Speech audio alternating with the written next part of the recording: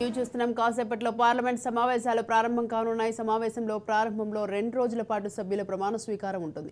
ముందుగా ఎంపీగా నరేంద్ర మోదీ ప్రమాణ స్వీకారం చేస్తారు. ప్రధాని తర్వాత కేంద్ర మంత్రులు, ఎంపీలు ప్రమాణ స్వీకారం చేస్తారు. తొలి రోజు ఏపీ ఎంపీలు, రెండవ రోజు తెలంగాణ ఎంపీలు ప్రమాణ స్వీకారం చేస్తారు. ఎంపీలతో ప్రోటెం స్పీకర్ ప్రమాణ స్వీకారం చేయిస్తారు. ఎంపీల ప్రమాణ స్వీకారం అయ్యాక లోక్సభ స్పీకర్ ఎన్నికల ఉంటుంది.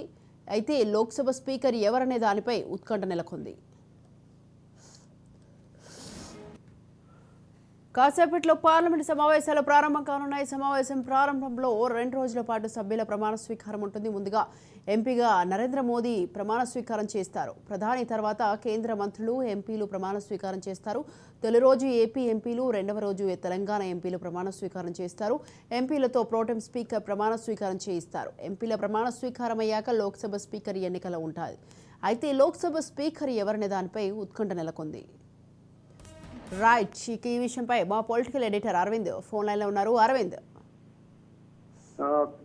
కేంద్ర పార్లమెంట్ సమావేశాలకు సంబంధించినటువంటి కేంద్ర ప్రభుత్వం ఇప్పటికే నోటిఫై చేసింది. నోటిఫై చేసిన తర్వాత ఈరోజు కమెంట్స్ కాబోతుంది. పార్లమెంటుకి సంబంధించినటువంటి అంశంలో 18వ లోక్సభ ఈరోజు సమావేశం ప్రారంభం కాబోతుంది. అందుకు ప్రొటెం స్పీకర్ ప్రమాణ స్వీకారం ఉంటుంది. మొదట రాష్ట్రపతి భవన్లో ప్రొటెం స్పీకర్ ప్రమాణ స్వీకారం తర్వాత ఆయనని పూర్తి స్థాయి ప్రోటోకాల్, రాజ్యాంగపరమైనటువంటి హక్కులు అన్ని ఆయనకి కొనసాగుతాయి. అదే ప్రోటోకాల్ తోటి లోక్సభ సమావేశాలకు ఆయన వెళ్తారు. వెళ్ళి అప్పటికే సభ్యుడిగా ప్రమాణ స్వీకారం చేసి ప్రొటెం స్పీకర్ గా ప్రమాణ స్వీకారం చేసినటువంటి అర్హతతోటి సభ్యులతోటి ఆయన ప్రమాణ స్వీకారం చేస్తారు. మొదట ప్రధాని మోడీ చేస్తారు. ప్రధాని మోడీ తర్వాత కేంద్ర కేబినెట్ సభ్యులందరూ ప్రమాణ స్వీకారం చేస్తారు.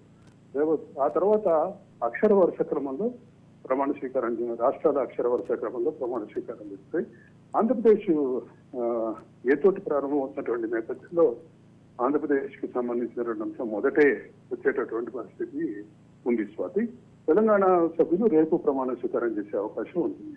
స్వాతి, అలాగే అరవింద్, ఇంకొక విషయం, ఇప్పటి వరకు అయితే లోక్సభ స్పీకర్ ఎవరనేది అయితే ఇంకా ఉత్కంఠ తెర వీడలేదు. దీనిపై ఏంటి అప్డేట్స్ ఏంటి? లోక్సభ స్పీకర్ పైన ఉన్నటువంటి సందిగ్ధత అయితే కొనసాగుతుంది. ఒకవైపు 17వ లోక్సభ స్పీకర్ గా ఉన్నటువంటి ఓం బిర్లానే కొనసాగించాలనేటటువంటి వాదన బలంగా వినిపిస్తోంది. లోక్సభలో ఇంతవరకు స్పీకర్ గా చేసిన వాళ్ళు ఎవరు ఆ తర్వాత టర్మ్ లో గెలవలేదు. 17వ లోక్సభ స్పీకర్ గా ఉన్నటువంటి ఓం బిర్లా గెలిచి 18వ లోక్సభకు వచ్చారు కాబట్టి, అదే సందర్భంలో ఆయన బీజేపీకి లాయల్ వ్యక్తి కాబట్టి ఆయన కొనసాగించాలనే వాదన వినిపిస్తోంది. రెండో పక్క ఎన్డీఏ భాగస్వామ్య పక్షాలని ఇప్పటికే అమిత్ షా ఎన్డీఏ తరఫున ఎన్డీఏ భాగస్వామ్య పక్షాలని అభిప్రాయం అడిగినటువంటి నేపథ్యంలో తెలుగుదేశం జేడీయూ అయితే మాకు ఇంట్రెస్ట్ లేదు అని చెప్పినటువంటి సందర్భం కనిపిస్తోంది. Right, thank you Aravind, thanks for the details.